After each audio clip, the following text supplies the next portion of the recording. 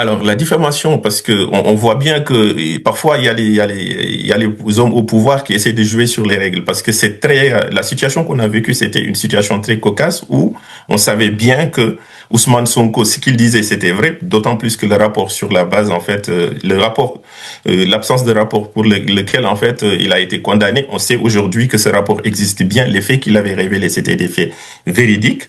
Donc, aujourd'hui, il était dans une situation où il ne pouvait pas produire le rapport et donner une information qui était quand même connue de l'ensemble des Sénégalais. Mais aujourd'hui, je reviens pas là-dessus. voilà. Mais ce que je veux dire, c'est qu'on ne d'essayer veut plus de comprendre pourquoi il y a cette réforme constitutionnelle. Salut à toutes et à tous, soyez la bienvenue sur cette chaîne. Alors que le climat politique sénégalais reste marqué par de profondes tensions depuis la présidentielle de 2024, une nouvelle réforme du code électoral vient relancer le débat autour de l'avenir politique d'Ousmane Sonko. Adoptée dans un contexte de recomposition du pouvoir et de fortes attentes populaires, cette réforme pourrait ouvrir la voie à une candidature du leader du PASTEF lors de l'élection présidentielle de 2029. Entre accusations de manœuvres politiques, défense de l'état de droit et enjeux démocratiques majeurs, la question divise désormais la classe politique sénégalaise. Pour les partisans du pouvoir, il s'agit d'une correction juridique destinée à rétablir les droits politiques de certains citoyens. Pour l'opposition, cette réforme ressemble davantage à une stratégie soigneusement préparée pour faciliter le retour électoral d'Ousmane Sonko. Dans cette émission, les intervenants analysent les implications politiques, juridiques et institutionnelles de cette réforme qui pourrait déjà redessiner l'avenir politique du Sénégal à l'horizon 2029. Bonsoir Monsieur Noba. Bonsoir. Voilà, vous êtes vice-président de la commission justice du MONCAP en France, qui est rattaché au PASTEF. Alors entrons dans le vif du sujet, si vous voulez bien. Les articles L29, je crois, et L30 du Code électoral sénégalais définissaient très précisément quelles étaient les condamnations qui rendaient un citoyen inéligible. Or, l'article L29 a été modifié, l'article L30 a été carrément supprimé, lui, et le résultat, c'est que la diffamation publique ne fait plus partie des infractions éliminatoires. Or, le Premier ministre lui-même a été condamné en janvier 2024 pour diffamation publique. Est-ce que vous n'y voyez pas un peu une coïncidence troublante entre cette suppression et ce nouveau texte ? Merci déjà. Alors, pour répondre directement à votre question, non, je n'y vois pas une coïncidence troublante, parce que pour la simple et bonne raison que nous sommes dans un pays démocratique. Donc, si vous voyez bien, cette modification, en tout cas du code électoral, résulte en fait d'une proposition de loi des députés de la mouvance présidentielle qui avait pris l'engagement, lorsqu'on faisait campagne, de pouvoir donner aux Sénégalais, en tout cas, le choix, la possibilité de choisir en fait la personne qui va présider à leur destinée. Donc tout cela en fait résulte d'une expérience récente du Sénégal qui consistait à voir en fait les hommes au pouvoir, donc le pouvoir sortant, on va dire, pour ne pas le citer, à faire du tripotage en fait des règles du jeu démocratique qui ont occasionné pas mal en tout cas de tensions au Sénégal. Et aujourd'hui, nous, ce que nous prônons et ce que nous avons promis aux Sénégalais, c'était de le dire que on donnerait plus aux hommes politiques la possibilité de pouvoir changer les règles du jeu. Oui, mais est-ce que là, vous ne changez pas les règles du jeu aussi ? Alors, on ne change pas les règles du jeu parce que, pour la bonne et simple raison que vous n'êtes pas sans savoir que Ousmane Sonko a été réhabilité, donc avec la loi d'amnistie dans un premier temps, et ensuite, c'est qu'il a pu lui permettre d'être réinscrit. Pourquoi il y a une loi d'amnistie ? Alors, pourquoi la loi d'amnistie ? Pourquoi ce tripatouillage en quelque sorte électoral dans le code électoral alors qu'il y avait eu cette loi d'amnistie ? Il n'y avait pas besoin de supprimer. Alors, la candidature d'Ousmane Sonko n'est pas en jeu pour moi. En tout cas, c'est les opposants qui en parlent. Mais nous, la candidature d'Ousmane Sonko n'est pas en jeu parce que vous êtes bien informés que Ousmane Sonko a pu voter à l'élection présidentielle. Il a été tête de liste aux législatives, en tout cas de 2024, la liste qu'il a dirigée pour gagner les élections législatives. Donc, en l'état actuel du droit, Ousmane Sonko est bien électeur et donc candidat à toute élection. Donc, pour Ousmane Sonko, le sujet n'est pas Ousmane Sonko. Mais ce on veut rassurer en tout cas les opposants pour leur dire qu'avec nous, l'actuel gouvernement, il n'y aura pas ce risque potentiel où s'il y a demain un candidat qui pourrait être... Comment vous expliquez que la diffamation publique aujourd'hui n'est plus cause d'inéligibilité ? Alors, la diffamation, parce que on voit bien que parfois il y a les hommes au pouvoir qui essaient de jouer sur les règles, parce que c'est la situation qu'on a vécue, c'était une situation très cocasse où on savait bien que Ousmane Sonko, ce qu'il disait, c'était vrai, d'autant plus que le rapport sur la base, en fait, l'absence de rapport pour lequel, en fait, il a été condamné, on sait aujourd'hui que ce rapport existe bien, les faits qu'il avait révélés, c'était des faits véridiques. Donc, aujourd'hui, il était dans une situation où il ne pouvait pas produire le rapport et donner une information qui était quand même connue de l'ensemble des Sénégalais. Mais aujourd'hui, je reviens pas là-dessus. voilà. Mais ce que je veux dire, c'est qu'on ne veut plus comprendre pourquoi il y a cette réforme constitutionnelle, d'autant plus que cette modification du code électoral, oui. Qui supprime donc la diffamation cause d'inéligibilité et qui en plus prévoit une rétroactivité. C'est-à-dire que ça s'applique pas simplement. Pourquoi ça s'applique pas simplement aux sanctions futures? Oui, alors c'est les législateurs. N'oublions pas que c'est les législateurs sénégalais qui en a décidé. Majoritairement PASTEF. Oui, mais aujourd'hui c'est le PASTEF, c'est les Sénégalais qui ont choisi. Donc aujourd'hui pour moi en fait le sujet qu'on veut traiter, c'est que pour toute personne qui risquerait d'être empêchée de briguer le suffrage des Sénégalais, il n'est pas normal qu'on empêche à quelqu'un de briguer le suffrage des Sénégalais pour des infractions de cette nature.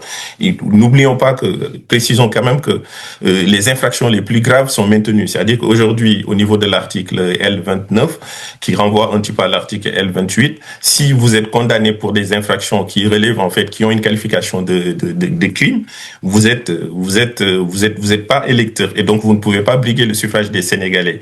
Donc nous, notre message il est clair. Le Sénégal, c'est un pays démocratique. Il n'appartient pas aux hommes politiques de décider par le jeu des procès ou quelques tripatouillages ou quelques tours de passe-passe que ce soit pour empêcher à un homme qui est représentatif en fait des Sénégalais de pouvoir briguer le suffrage des Sénégalais. La diffamation publique ne peut pas justifier une inéligibilité, c'est ça que non, la diffamation ne peut pas justifier une inéligibilité pour nous. C'est le message il est clair. C'est ça le message, il est clair. Le point important. Alors, on va parler un peu de la Constitution là. Alors, cette Constitution, c'est un projet qui a été qui est en cours de discussion, si je comprends bien actuellement. Non, c'est pas encore. C'est un projet. C'est un projet de loi. Alors, c'est un projet dans de loi. Ce projet, il est proposé que le président se concerte avec son Premier ministre. Est-ce que ça veut dire, comment vous comprenez se concerter? Est-ce que ça veut dire que demain, le président ne pourra plus rien faire sans l'accord de son Premier ministre? Alors, est-ce qu'on n'en fait pas un super Premier ministre ou un vice-président en quelque sorte? On ne peut pas être plus royaliste que le roi. Vous avez constaté il y a quelques mois que le président de la République, Bassirou Diomaye Faye, avait dit publiquement qu'il souhaitait avoir un premier ministre fort, super fort, qui puisse avoir des pouvoirs. Donc, je pense qu'il est dans cette logique-là. Et c'est ce que nous avons d'ailleurs promis aux Sénégalais lorsque on avait écrit le projet, en disant qu'aux Sénégalais, que le président, il y avait un hyper-présidentialisme. Donc, il était normal qu'aujourd'hui, qu'on puisse avoir en tout cas un premier ministre qui a beaucoup plus de poids sur le plan constitutionnel, parce que c'est vrai que sur le plan constitutionnel, l'essentiel des pouvoirs, si ce n'est la quasi-totalité des pouvoirs, appartiennent au président de la République. Donc aujourd'hui, on assiste à une sorte de transfert de quelques pouvoirs, effectivement, au Premier ministre pour qu'il puisse encore affirmer son autorité sur le plan légal, sur l'ensemble du gouvernement. Vous n'êtes pas sans savoir qu'aujourd'hui, Ousmane Sonko, sur le plan légal et constitutionnel, c'est un Premier ministre qui est assez faible, mais c'est son aura qui fait qu'aujourd'hui, il a ce poids politique, parce qu'il a ce poids politique, et il est le chef de la majorité parlementaire. Donc forcément, il est leader aussi politique. Donc forcément, c'est cette aura-là qui permet aujourd'hui à Ousmane Sonko d'avoir toute cette envergure. Mais demain, si Ousmane Sonko n'était pas en fait le chef de la majorité parlementaire, il n'aurait pas cette position-là. Et donc aujourd'hui, ce projet de réforme, en tout cas, que le président de la République a proposé, en tout cas au Conseil des ministres récemment, va dans cette optique. Est-ce que cette réforme veut faire du Premier ministre un homme plus fort que le président? Non, ce n'est pas l'objectif, évidemment, je pense. Ce n'est pas l'objectif. L'objectif, excusez-moi, c'est d'avoir un Premier ministre qui puisse encore avoir plus de poids. Mais cela ne va pas dire que le Premier ministre va dépouiller du président ses pouvoirs qui sont constitutionnels. Et pour vous, comment vous comprenez ce terme, se concerter? Se concerter, c'est demander un avis? C'est quoi? C'est avoir l'accord du Premier ministre? Se concerter, c'est... Aujourd'hui, cette concertation, elle se fait d'ailleurs. Si le président et le Premier ministre, souvent qui sont du même bord politique, cette concertation a eu lieu. Il s'agit ici plutôt de rentrer dans une légalisation, en fait, de toutes les pratiques qu'on a au niveau au niveau en tout cas de l'État, au niveau des rapports entre le président et le Premier ministre, mais aussi demain, de dire que les parlementaires auront l'occasion en tout cas de débattre là-dessus et de nous édifier un peu plus. Mais en l'état actuel des choses, ce que je peux dire là-dessus, c'est que, en tout cas, ce qu'on veut dire, c'est que le président, peut-être dans certains domaines, devra encore se concerter beaucoup plus, d'autant plus que si ça relève en tout cas de tout ce qui concerne la mise en œuvre du projet de la politique, des politiques publiques qui sont exécutées par le chef du gouvernement. Donc, il est tout à fait normal qu'effectivement que le président de la République qu'on se concerte avec son premier ministre. Autre question, parce que le temps passe. Oui.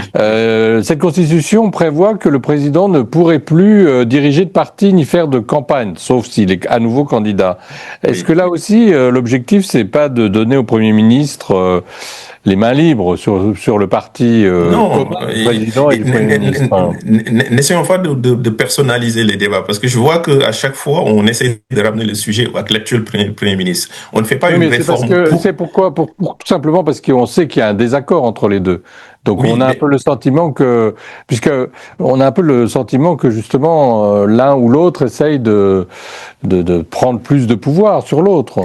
C'est en fait, Ousmane Sonko légalement n'a pas de pouvoir. C'est en fait sur le plan politique qu'il pèse beaucoup plus, parce qu'il est leader politique. Il est le chef de parti. On parle quand même de modification du code électoral et de modification de la Constitution. C'est pas n'importe quoi. Je veux dire, c'est pas simplement.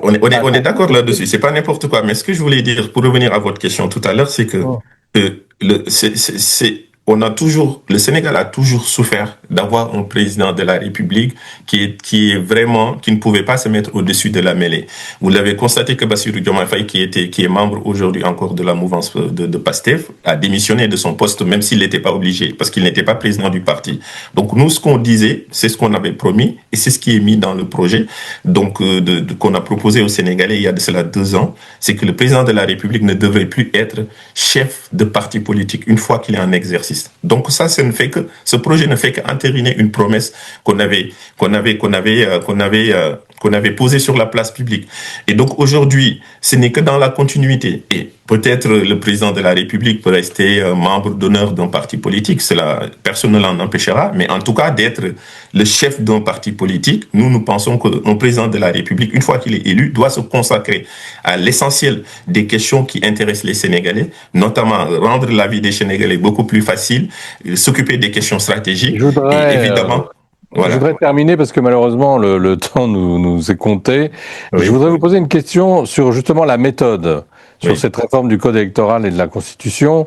Au Sénégal, en principe, les choses se faisaient sous la forme du consensus depuis un certain nombre d'années. Et là, il semblerait que ça ne soit pas le cas. Les choses ont été faites un peu en urgence et beaucoup le reprochent, en tout cas l'opposition le reproche.